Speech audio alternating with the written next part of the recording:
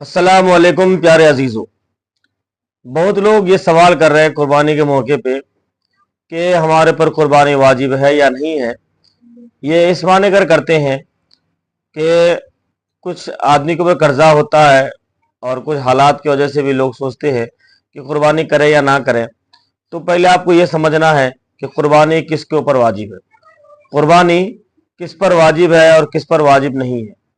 तो शरीयत ने जो आपको बताया है कि कुर्बानी जो है, जो साहिब निसाब है वही इंसान जो है कुर्बानी कर सकता है। साहिब निसाब किसे कहते हैं कि 7.5 तोला सोना या 52 तोला चांदी या उसके बराबर आपके पास पैसा हो, नगद हो, या उन दोनों के बराबर कोई एक चीज़ का मालिक हो। अगर इतना सामान आपके पास है हाजत असली के अलावा, यानी ज़रूरत के अलावा, तो आप पर जो है ज़कात वाजिब हो जाता है और इसी तरह कुर्बानी भी वाजिब है आपके ऊपर।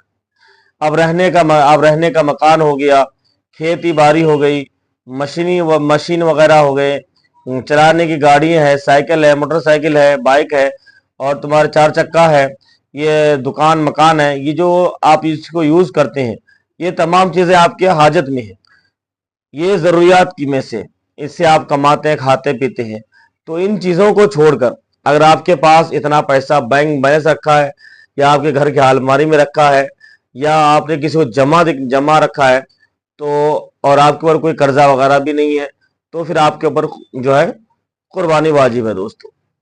लेकिन एक मसला ये हो सकता है कि आपके ऊपर 2 लाख रुपया कर्जा है, 2 लाख रुपया आपके ऊपर कर्जा है, और आपके पास जो हाजत असली के अलावा जो पैसे हैं, या हाजत में जो है जो कुछ भी मिला लीजिए, आपकी इतना पैसा है कि उसको बेच करके आप उनको दे दें तो आपका कर्जा अदा हो जाता है।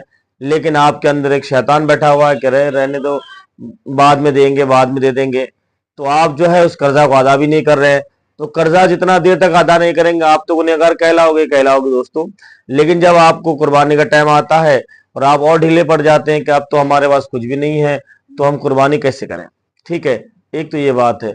दूसरी बात यह है, जो लोग हम बार बार ये बात पूछते हैं कि हमारे ऊपर 4 लाख रुपए या 3 लाख रुपए का कर्जा है, 3 लाख या 4 लाख रुपए का कर्जा है, और हम कुर्बानी करना चाहते हैं, और कुर्बानी अगर नहीं करते हैं तो समाज में बदनामी होती है कि देखो इतने बड़े पैसे वाले हैं और खुद कुर्बानी अभी नहीं कर रहे हैं।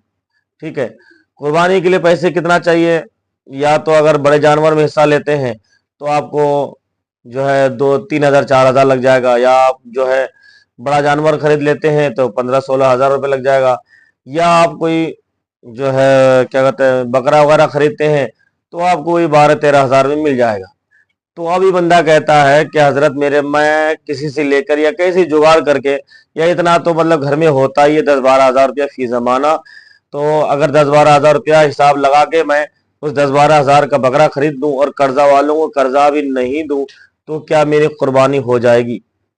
तो मसला तो यही है कि आप पर कुर्बानी वाजिब था ही नहीं, आप पर कुर्बानी वाजिब नहीं था, लेकिन आप सोचते हैं कि मैं कुर्बानी करूं।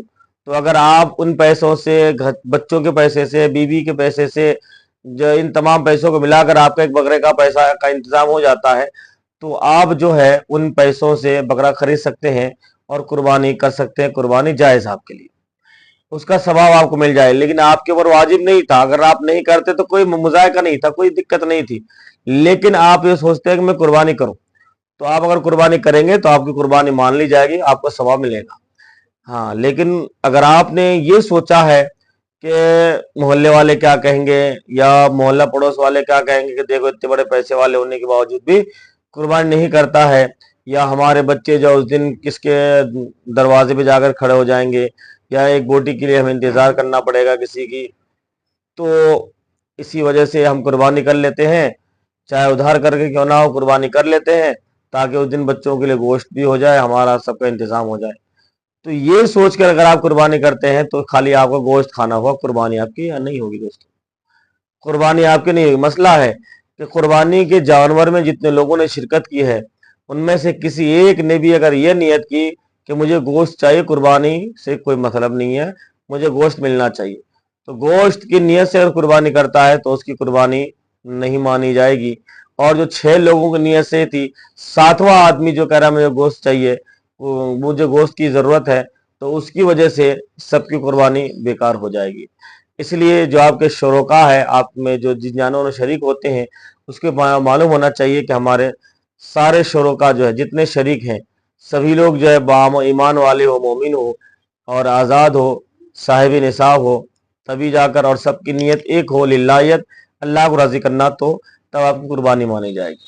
तो कुर्बानी वाजिब होने का कई जो है वजूहात है। अगर इनमें से कुछ पाया जाता है तो आप पर कुर्बानी वाजिब है, और अगर नहीं पाया गया तो कुर्बानी वाजिब नहीं है। अगर आप खुद फिर भी करना चाहते हैं तो आप कर सकते हैं, आपको सवाब मिल जाएगा। दोस्तों, अस्सलामु अलैकुम रहमतुल्लाहि व बरकातुहू। प्यारे दोस्तों, वीडियो अगर अच्छी लगे तो आगे शेयर ज़रूर कर दें, ताकि आपको भी सवाब मिलेगा और मुझे भी सवाब।